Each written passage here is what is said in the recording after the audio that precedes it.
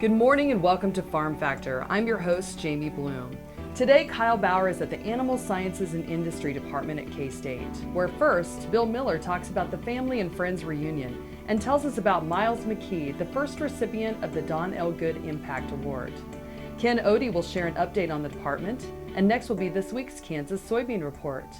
Evan Titgemeyer will discuss research at ASI, and we'll end with a word from Joel DeRouchey, Extension Swine Specialist. It's all coming up on Farm Factor. Stay tuned.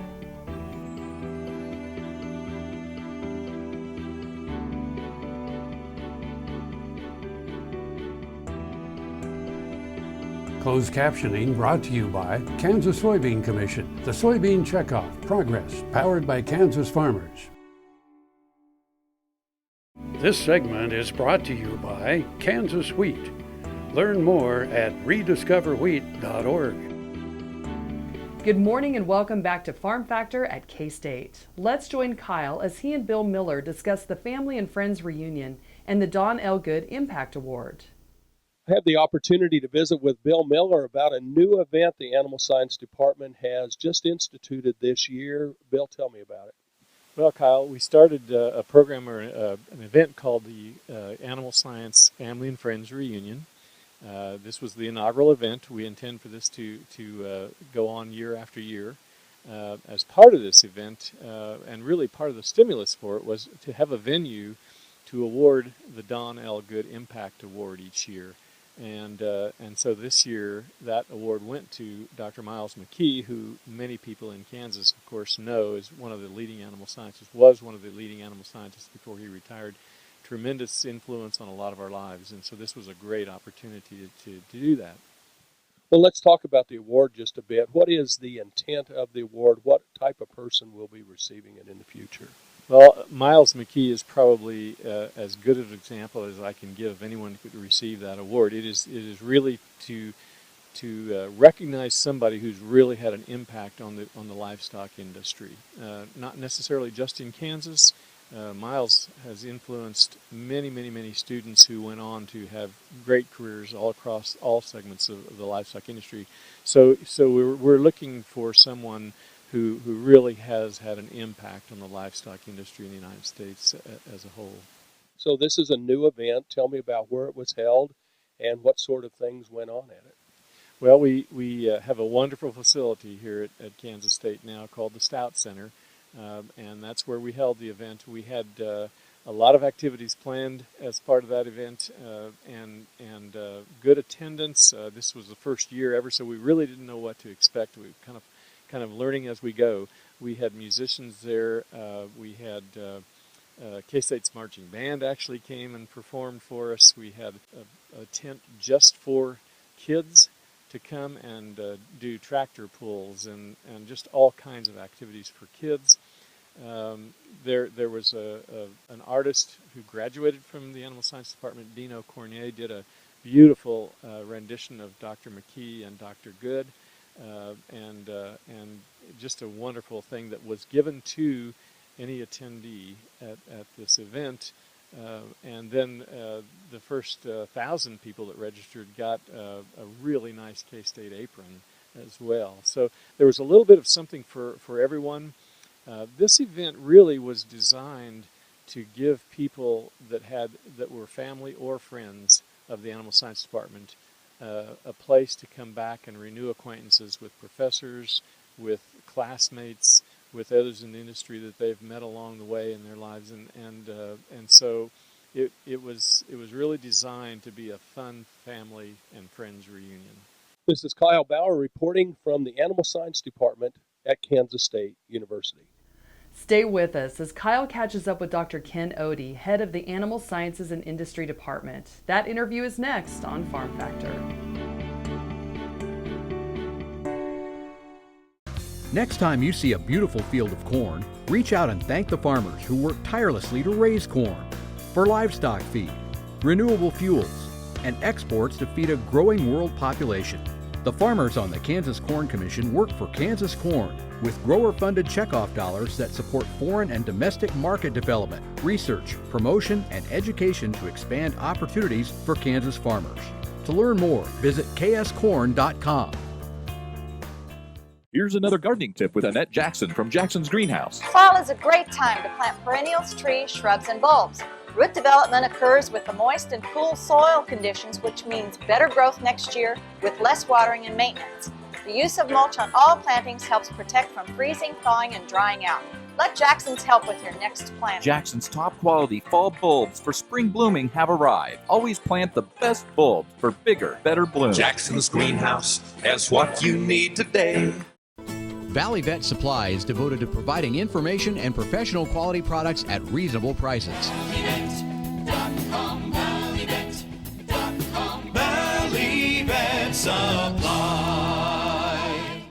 To see this show and past episodes of Ag AM in Kansas, go online to agamandkansas.com. This segment is brought to you by the Kansas Soybean Commission, the Soybean Checkoff, progress powered by Kansas farmers. Welcome back to Farm Factor. Let's join Kyle and Ken as they update us on the students, faculty, and facilities at ASI. Have the opportunity to visit with Ken Odde. Ken is the head of the Animal Science and Industry Department at Kansas State University. Ken, I have had the opportunity to be an insider on a lot of information over the last few years about the Animal Science Department and just how successful it has been. Well, Kyle, thank you for the opportunity to visit about this a little bit. Obviously, I'm very proud of the department. I probably need to tell you that this department has a long history of excellence in serving students in the livestock industry. And I think what we really try to do is carry on that legacy of this department. But to give you a few examples, we're having tremendous enrollment growth here in the department, have for about the last 7 years. We're up about 500 students in 7 years. We're also up significantly in non-resident students. So what's happened is we continually attract more students from across the country to our program. I think a big reason for that is we're very fortunate to have not just outstanding faculty, but to have good facilities that are close to campus. We can provide a lot of hands-on experience. We're in our new sheep and meat goat center right here, and that facility was dedicated 3 years ago and provides a lot of good teaching opportunity for us as well. Having facilities close to campus has become almost unique across the nation. Absolutely. What happens is most of our land-grant institutions are in cities that are experiencing growth, and as they experience growth, those facilities that were close to campus tend to get either closed or pushed away. And in many cases, if they get rebuilt, they're 20, 30 miles away, and they're very difficult to make good use of, particularly for teaching. So we're really fortunate to be right here on the north edge of campus, and we can fit our laboratory experiences in our livestock facilities right into regular class schedules, and that makes a big difference. With having that many new students in the Animal Science Department, can you find jobs for all of them? The reality is the job market's very good, and there's jobs for everyone that graduates in this department. I will tell you that there's a bit of a challenge, though, in that the jobs aren't always where the students might necessarily most like to go. As I tell them that not all the jobs are in Manhattan, Kansas, and so they do have to be willing to go where the jobs are actually located. But the job market in animal agriculture has really been quite good. Truly, the value of the education at Kansas State must be good because out-of-state students pay a significantly higher tuition. They absolutely do, and while a third of our students are non-resident students, the non-resident students' total tuition is actually more than the resident students. So if you look at what's coming into the institution, it's a huge part. So can you maintain this kind of growth, or do your facilities get maxed out at some point? We are, I would describe, first of all, we're very pleased with the growth we've had, but we're pretty close to what we can effectively handle at this point in time. It's possible that with additional resources we could have additional growth, but there's limitations. We're visiting with Dr. Ken Odde. He is the head of the Animal Science and Industry Department at Kansas State University. Thanks, Kyle. It's time for a quick break, but don't go away. Next up is this week's Kansas Soybean Report.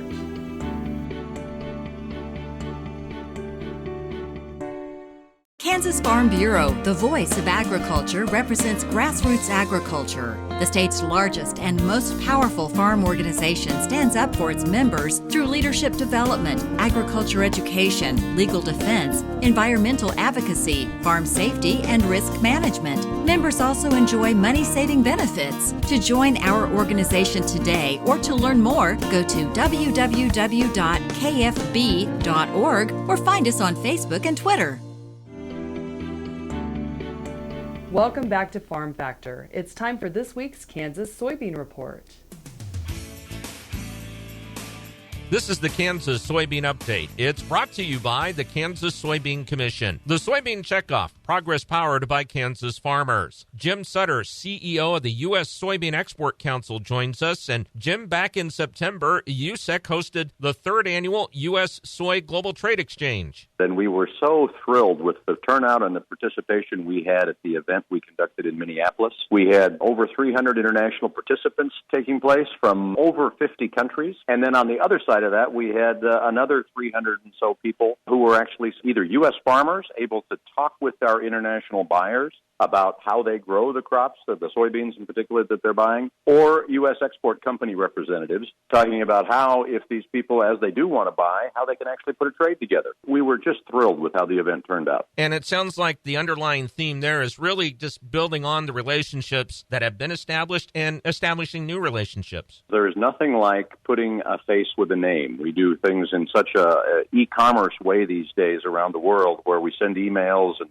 text messages and that kind of thing. Every now and then, it is good and important to actually let people see the soybeans being grown, see the farmers that grow them, understand the companies, make the contacts with the companies that are exporting. So then as they do this e-commerce transaction, they do have a personal relationship to fall back upon. The key thing that we're working on is differentiating U.S. soy and building a preference for U.S. soy with the international buyers in all these countries around the world. And I think an event like that is extremely helpful to our team as we're able to leverage the U.S. farmers that are there, the U.S. industry people. So after the event in Minneapolis, many of the international participants went out in the countryside and saw soybeans growing, soybeans being harvested, and there's nothing like that for them to take that image back in their mind. It's really, really very, very helpful. And it has been proven many times before the past several years of still the great demand for soybean products. We continue to see growing demand around the world. We're very fortunate to be involved with a commodity that helps either deliver protein or fat into people's diets, and that's something that people, especially in developing economies, continue to want to consume more and more of. And soybeans are a perfect fit there. They provide healthy, nutritious protein, primarily for livestock. And then the oil portion of it provides important fat or oil component into people's diets. And so it's all about getting, the U.S. industry in a right position to supply these buyers around the world that are wanting to buy. Jim, we appreciate your time. Thank you very much. Greg, thank you. Jim Sutter, CEO of the U.S. Soybean Export Council, has joined us on the Kansas Soybean Update. It's brought to you by the Kansas Soybean Commission. The Soybean Checkoff, progress powered by Kansas farmers. Learn more at kansassoybeans.org. For Kansas Soybeans, I'm Greg Akagi. Hope you enjoyed this week's Kansas Soybean Report. Stay tuned for Kyle's visit with Dr. Evan Titgemeyer, professor and coordinator of research for ASI.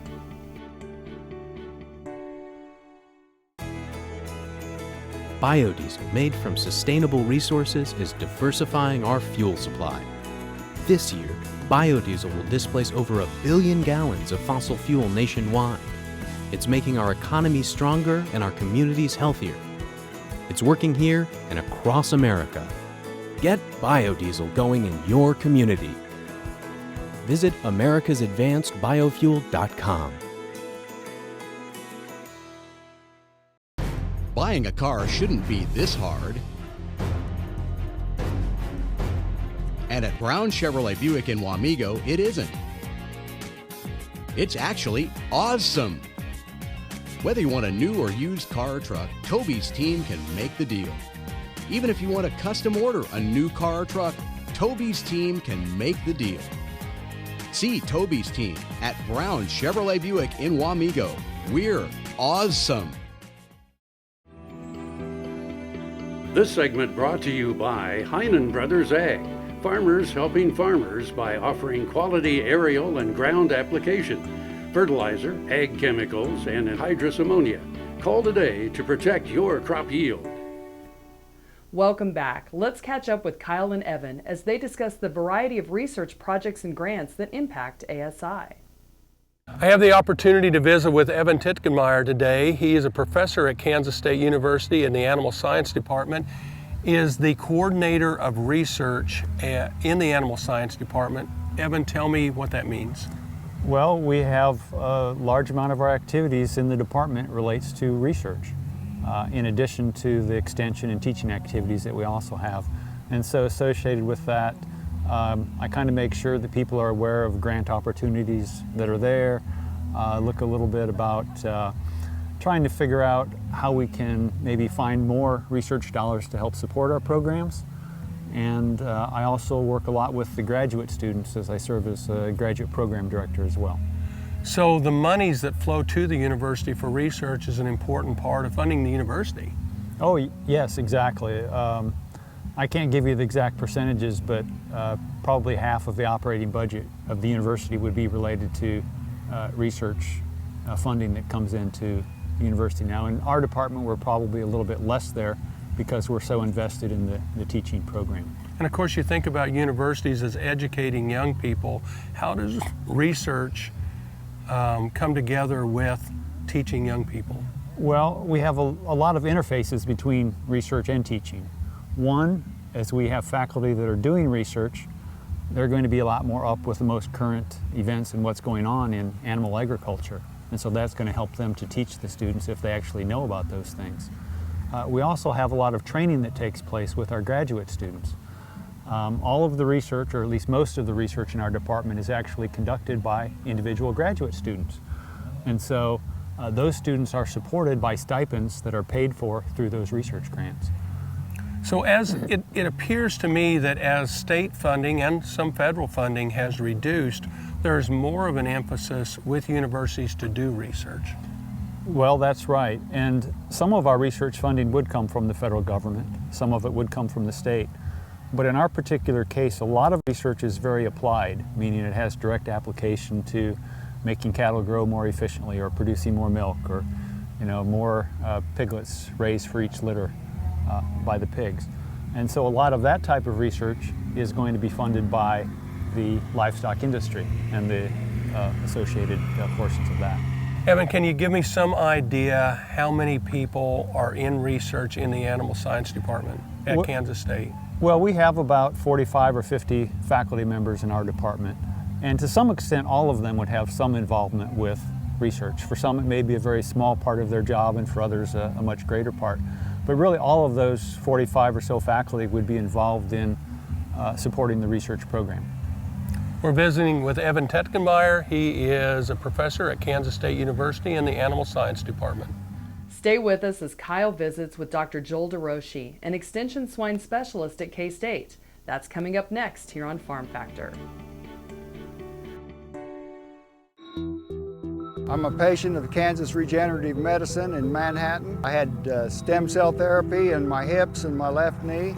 My wife and I both are patients. We went down there the same day in November. Since then, my hips are feeling a lot better. I can work now most of the day if I want to. And before, if I worked in the morning, I was done in the afternoon, or if I worked in the afternoon, I was sure enough done for the rest of the day. I will take action against herbicide-resistant weeds.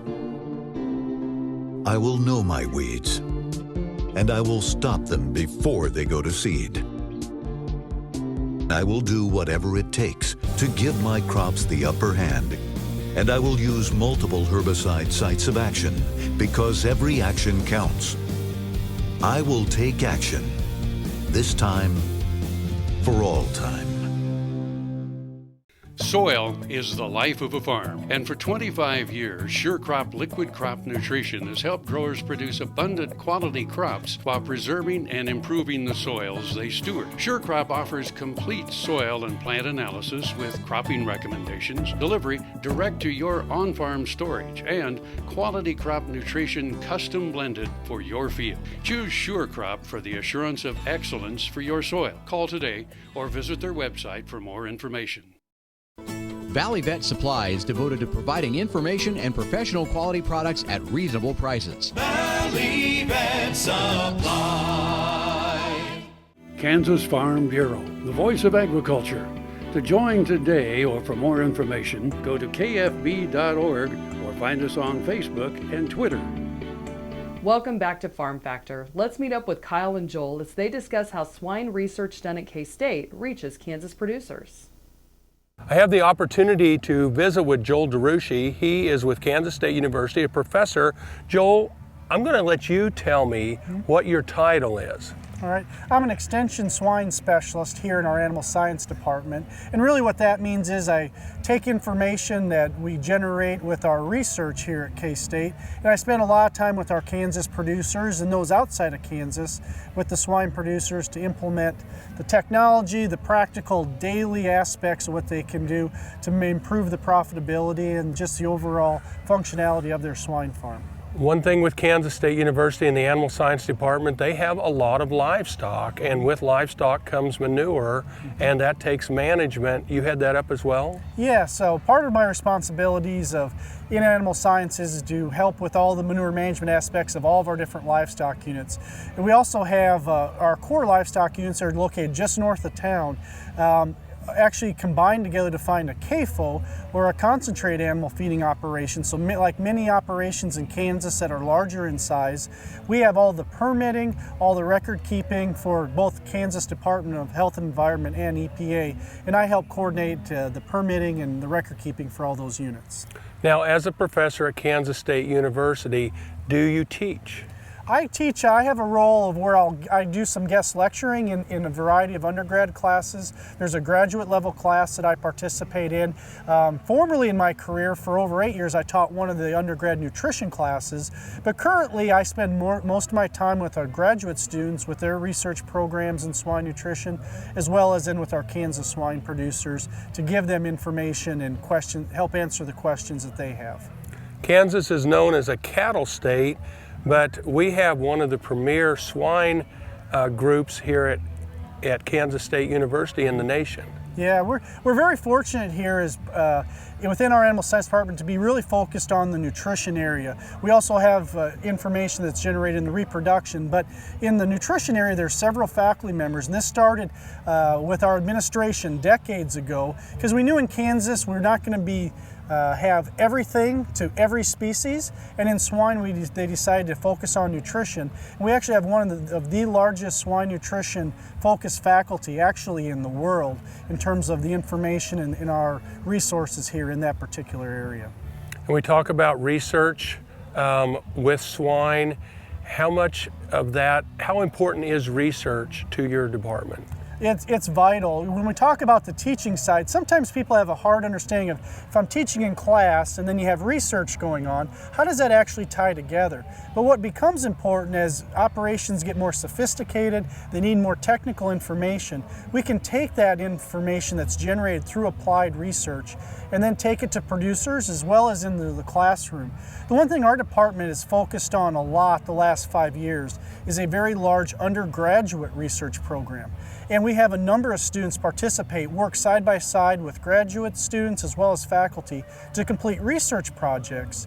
And thus those students get that learning opportunity of discovery and generating information to help producers, and they get a great sense of fulfillment knowing that they are part of that information that's being generated that gets applied by our producers.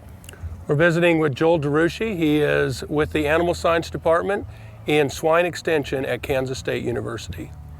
Thanks again for joining us at the Animal Sciences and Industry Department at Kansas State University. I'm your host, Jamie Bloom, and I hope you enjoyed today's show.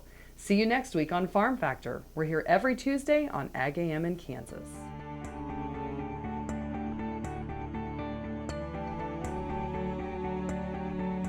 Closed captioning brought to you by Kansas Soybean Commission, the Soybean Checkoff Progress, powered by Kansas farmers.